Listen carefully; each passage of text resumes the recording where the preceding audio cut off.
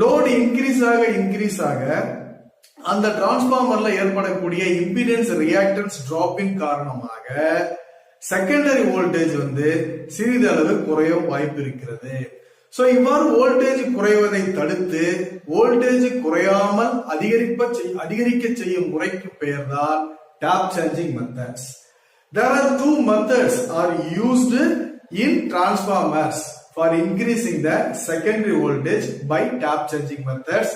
One is called off-load tap changer method and another one is called on-load tap changer method. இந்த off-load tap changer method ஆனது பெரும்பாலும் distribution டிரான்ஸ்பார்மர்களில் பயன்படுத்தப்படுகின்றது. Distribution டிரான்ஸ்பார்மரில் இம்முறையை பயன்படுத்தி வோல்டேஜை அதிகரிக்க செய்யும் போது டிரான்ஸ்பார்மர் ஆனது சப்ளையில் இருந்து முழுவதுமாக துண்டிக்கப்பட்டுவிடும். எனவேதான் இதற்கு பெயர் ஆஃப் லோடு டேப்